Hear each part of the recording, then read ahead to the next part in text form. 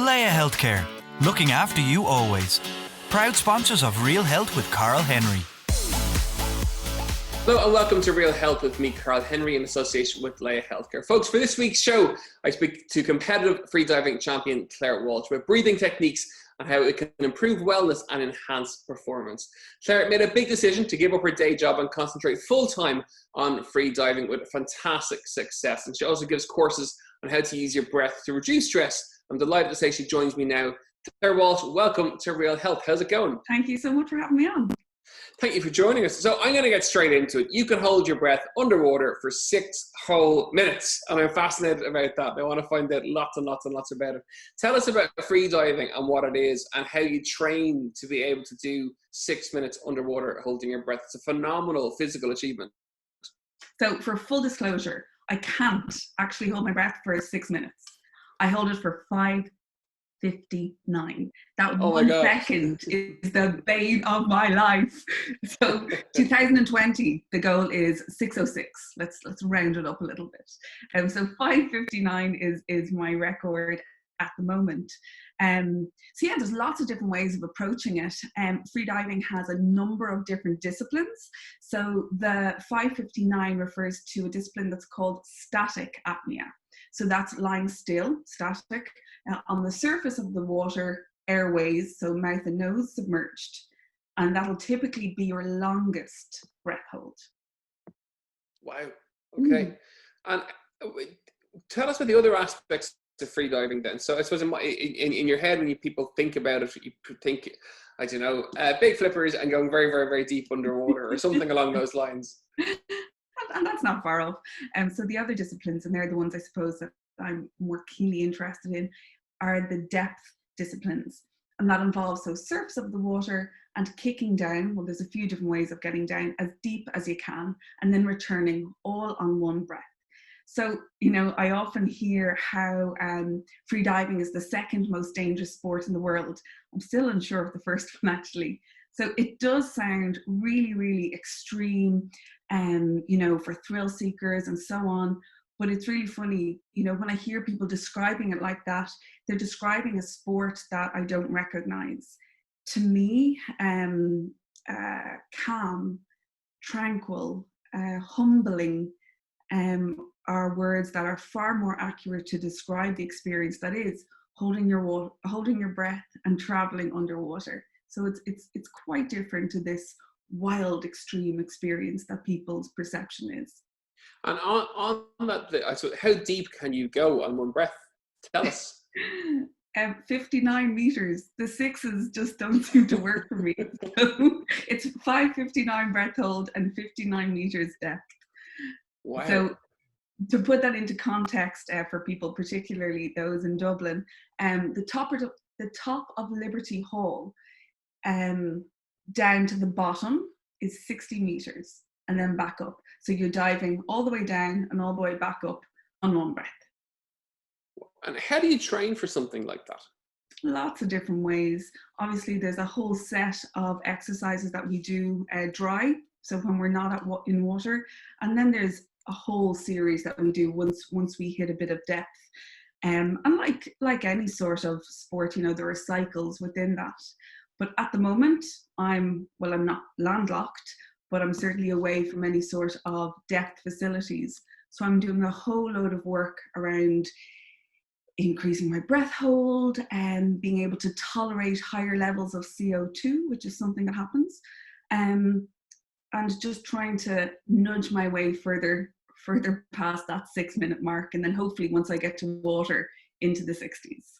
And was freediving something you always wanted to do? Was it something that came kind of along just in life and you randomly decided to try it? And how did you get into it? Yeah, not a bit of it. I'd never even heard of it before 2015. I was traveling in Central America and I was snorkeling and a couple of guys kicked down from the surface and I thought this is the coolest thing ever. And I was so competitive, I kicked down myself and sure, I didn't get very far down. So that evening, kind of very nonchalantly, was asking a little bit about it. And they described what it was, where you could do a course. So the next day, I booked a flight and a boat and a train and whatever out to an island of Honduras. And that's where I did my beginner's course. And I presumed it would be like the other activities I tried, so paragliding or zip lining or scuba diving. It would be forgotten once I got home, but that wasn't the case. It kind of only started, it was the tip of the iceberg for me in terms of, wanting to go further into the sport. Okay, and further you did go. You competed in France last September at the World Championships, breaking the Irish record. Tell us a bit about that, because it wasn't plain sailing in the World Championships at all. It was tough. No, not at all. Gosh, it's amazing to reflect on it now. And I was chatting to someone, and this time last year I was in Egypt. I'd started my depth training. I'd done base training, and what I was working on predominantly was actually my headspace. When I decided to do this, the first thing that came to my head was, those voices that'll tell you, who do you think you are? You're not good enough. All those voices that, in different circumstances would stop you going for something. So that was kind of, I think, my biggest challenge. And at this time last year, if you had asked me, okay, well, what's the worst that can happen, Claire? I would answer, I'll black out in my first dive. And there are other people there, they're way better than me, and I'll be mortified and it'll be awful, and so on and so on, so forth. So I really put a lot of time and space and effort into trying to manage those thoughts, but also practicing that particular dive. My coach and I set it up formally. I got my official countdown, and we just bashed out that dive again and again and again so that I could do it in my sleep. Fast forward to September. Spoiler, it did not go well. Fast forward to September, and it was the first dive, and I blacked out on the surface. So, I casually, mentioned blackout like it's no big deal. And it isn't a big deal, not in the sport of freediving. And I understand now, I suppose that's why people perceive it as being really, really dangerous. But it is part of that, of the competitive nature of the sport. You are pushing yourself. You are, testing the boundaries mentally and physically of what your body is doing. So yeah, I had a blackout on the surface of the water. And the first thing I thought of when I came to was that it was my parents' first time watching me dive, and they had to watch that. So I still need to apologize to them for that one. I love how casually you mentioned the word blackout. Yeah, I know. In a phenomenally dangerous environment, which is you're on the water, you blacked out fully, you came to yourself. Yeah. Talk to us about the health and safety component. Presumably there's somebody around who can jump in and save you if required. There's lots of people around it. And funny, I only watched the video of it last weekend.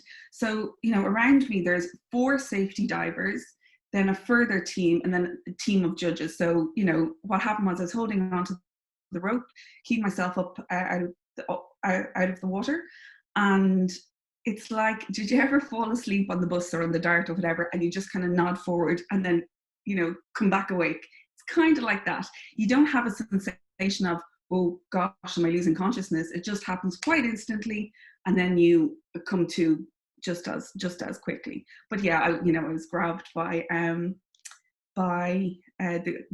team, and they started to just clear my airways, make sure I could breathe. So I woke up with a beautiful Frenchman trying to give me a kiss. Not the worst way. You're an eternal optimist. I think you can certainly use that to describe you. What goes through your mind over the course of 5 minutes and 59 seconds? So presumably a lot of what you train to do is to calm the mind in a very stressful situation, to focus on being in the moment, I would imagine. Yeah. To get yourself through that such a long time doing something that is unnatural in many respects. Yeah, that's a really, really good question. And the reason why I like that discipline is because of that aspect. I say to my students, without trying to terrify them too much, you really meet yourself on a breath hold. You can't lie to yourself or to anyone else for that matter underwater. Your body emotions will bring up whatever is there. So I liken it to, this idea of fake it till you make it. So when you're on the surface, You might be absolutely stressed, but still with a big smile on your face, running around, multitasking, and inside the stress levels are just rising. In the water, that can't happen. What will happen is you'll tense up and you will have a hypoxic event, maybe not necessarily blackout, but you won't get to anywhere near your target depth or target time. So you really need to be, one, I think, really honest with yourself of where you're at mentally. And then the rest of the journey is, well, it's really exciting. The first part is relaxation. So you do anything that distracts you in a positive way from, what time is it? Are we at 30 seconds? Or are we at a minute? You know, the more you think about time, the slower it goes. So what I do is I sing in my head. Whatever song comes into my head, I just imagine the back of my eyelids like a karaoke screen, and I see the words just travel by. That's it. That usually takes me to about 2 minutes, 3 minutes. And then things get a little bit uncomfortable. So your body starts reacting. You get that urge to breathe. You have a buildup of CO2, and that's the really important time. So your body's experiencing discomfort, and you need to learn or try to really soften into that. There's no point pretending it's not happening. There's no point saying, oh, this feels great, because it doesn't. So it's a really good lesson to try and adapt to, you know, whatever's happening, however uncomfortable. You can't distract yourself like, you know, maybe I would on land, taking out a phone, watching mindless TV or whatever. So here you have to deal with it.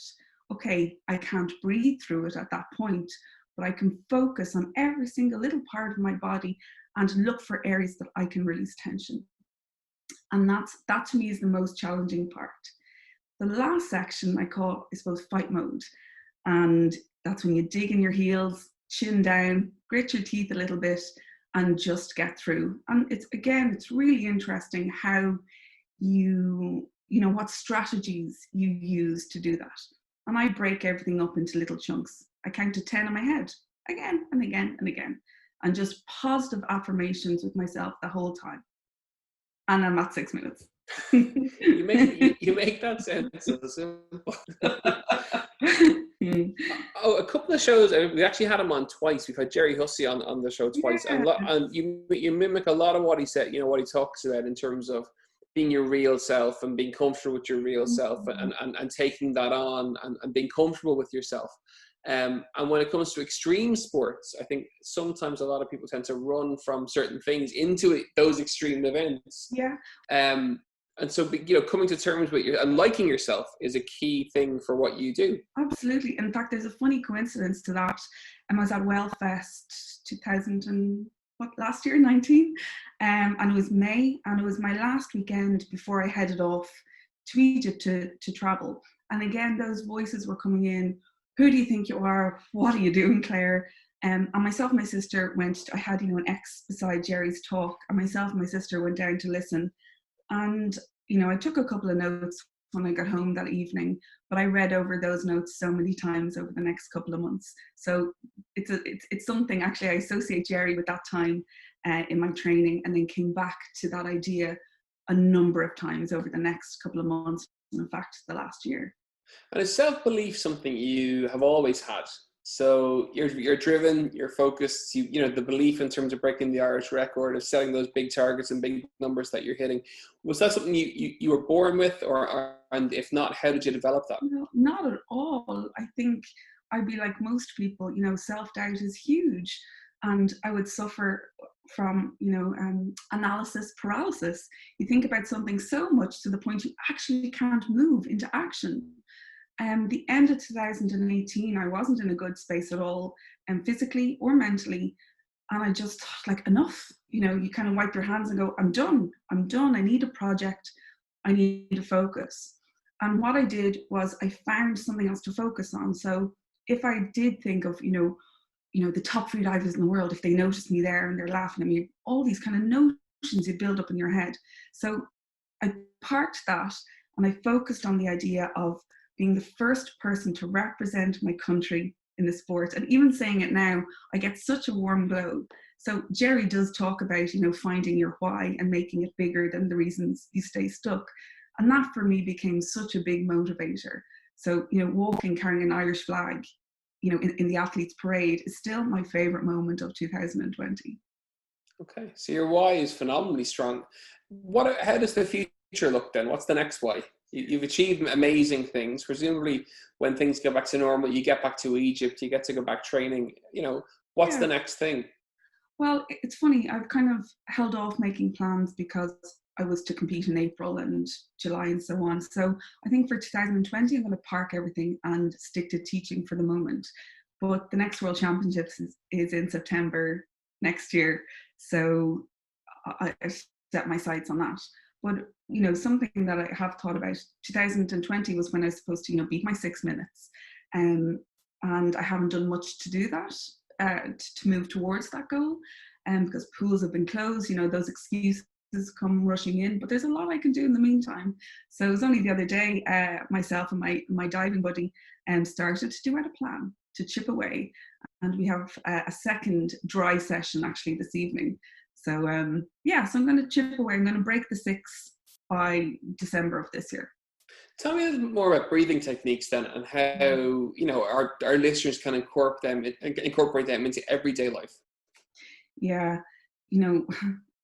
it's fundamental.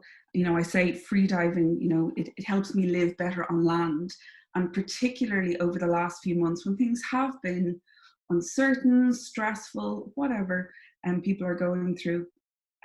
Breathing has just been such a phenomenal way of just grounding myself, of changing things from the fight or flight mode. And, we feed that every time we scroll through Instagram or Facebook and hear the numbers and so on, of stopping that and switching into the parasympathetic nervous system.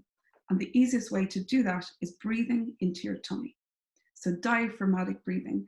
And it's a tool that we have with us, wherever we go. So, something I started doing a lot more frequently in the last couple of months was checking in myself first thing in the morning and last thing at night, whether it's done in my bed or getting up and putting on a piece of music that I enjoy, placing my hands on my tummy and just feeling the breath move my hands out and then back in. So there's no real secret to it. It's about staying relaxed, breathing as efficiently as possible. Very often when I chat to singers or whoever, and I ask them, can they take a big deep breath in? And what I'll see is this. And we have shoulders right up at the ears. So, it's about, I suppose, like I say, don't invite this part here to the party. Don't invite your chest and shoulders to the breathing party. Keeping it lower and just taking a moment to slow things down. And I think checking in with our breathing, it's such a luxury in terms of time that we don't do. And the benefits are huge. So a 2-minute practice 3 times a week, the benefits, far outweigh it. And do you think people are more aware of their breathing over the last maybe year or 2 years, the likes of meditation, mindfulness becoming more popular than ever before? Absolutely. And I think it's absolutely terrific. I think I went to a physio a little while ago and he told me to just take a deep breath. And actually I've named my course that because that's terrific advice, but learning how to do it is brilliant. And now we have more practitioners, incorporating it into sports, teaching how to do it, and then like that, how to incorporate it into day-to-day life to help reduce stress, anxiety. So I suppose if it's okay, chat us through a little taster of that for people listening in terms of how do you take a deep breath? How does that look and how can we do it? Absolutely. So I do this in a freediving context. So I breathe through my mouth. Typically, if you want to encourage relaxation, you breathe through your nose. Out of habit, I still breathe through my mouth. So I'm going to place my hands on my tummy. So what I do is I put my thumb in my belly button and baby finger down towards my pelvis. Baby finger my belly button and thumb up towards my chest. So I'm cupping my belly. So all I'm doing there is just giving my body a tactile cue of where the movement is going to happen. Then I'd usually close my eyes lower my chin to my chest just a little bit and soften my shoulders. So I round forward just a little bit more to bring my attention right down into my belly. So breathing through the mouth or the nose, you're going to breathe in for 4 and out for 8. The exhalation is actually really, really important, and it's about having a sense of control over that exhalation. So the ratio I usually work with is breathe in for 4 and out for 8 to 10. So as long as the exhalation is longer than the inhalation, it'll start to slow things down. So how that might look. So if I was going for a competition, if I had a competition dive in 20 odd minutes, you'd find me out of the water, sitting like this, hands on my belly, rounded forward a little bit, eyes closed, chin to chest, breathing like this.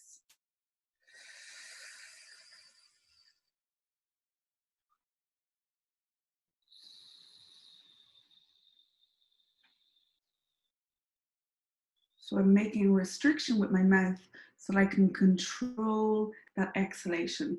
And even, doing it once, you feel things slow down a little bit. Even the sound is a positive anchor for me in that one.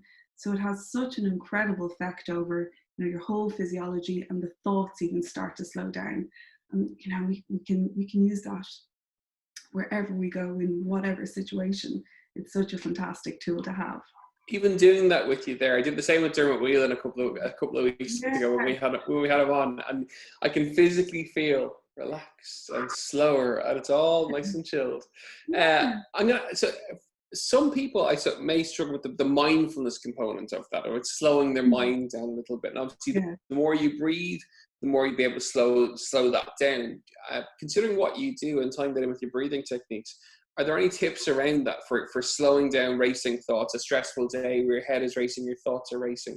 I think in the modern day, particularly over the last couple of months, people are beginning to struggle with that a little bit. Absolutely. And taking that first dive, I had a dive a couple of days later, and I really needed to rein those thoughts in. So a game I play is just counting. So breathe in on 1, breathe out on 1. Breathe in on 2, and you start counting. And the minute your head goes to other thoughts, you start from the start. So I guarantee you're not going to get much further than 3 or 4. I think 4 is my record. And then I got excitement. I'm at 4. I'm winning. And then you lose and start again. So it's just finding little hooks to, I suppose, focus your brain in a little bit. And the big piece around that, obviously, is, no judgment and compassion. So if you do find your thoughts racing, not beating yourself up for it, just noticing it and starting again. Do you have any tips around, finally, I suppose, people who are having, who fall off the wagon, who have a bad day? And so from your perspective, if you have a bad dive and, it's getting back on the wagon, getting back on track as soon as you can, and any tips based around that? Yeah, for me, it's just getting back into your body. And the easiest way of doing that is breathing. So that gap between my dives, I wanted to deliberately stay out of my head because those thoughts could have gone off, on a wild one. So again, it's something really, really simple. I started to sing quite a lot, my poor neighbours at the time. But because I'm a trained singer, I know how to support my voice with my breath. So it was a way of checking on my breathing in a way that just made me happy.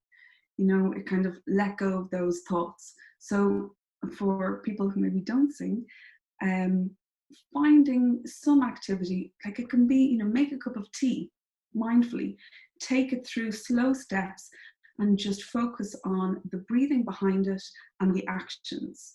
So something really, really simple. My final question for you, and just as you're chatting there, I had Liberty Hall in my head and being that far underwater. How does that feel?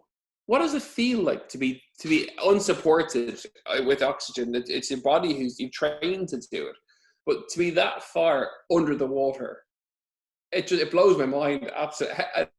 Can you describe to us just the feeling of that, of what it feels like, and what goes through your mind when you're that far down and that deep? It is the most incredible feeling ever. I describe it, and it sounds really, really cheesy, but it's true. It's the closest feeling I'll ever have to flying. At that point, you're weightless, so you're negatively buoyant. So you descend relatively quickly and you're in a state of relaxation. Your eyes a little bit closed. You feel the cool water going over your face, over your hands, the parts of your body that aren't covered by the wetsuit. It's, you can't hear anything. And you're weightless. We never get to feel like that. It is so calming. It is so humbling because you are, in this place that not many people have seen.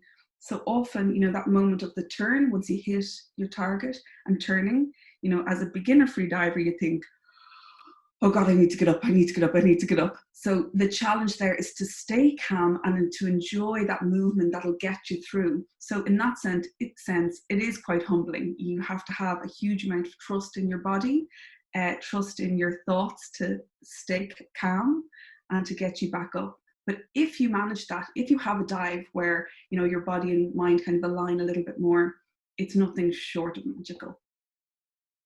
And what a wonderful way to finish. It's been fantastic getting to know you. You haven't met before, and every now and again you have a guest coming on. It's a topic that's a little bit left of center, but it's brilliant when the guest can fulfill that to its most. And it's been absolutely fascinating getting to listen about it. If people want to find out more about you, where can they find you? That's very important.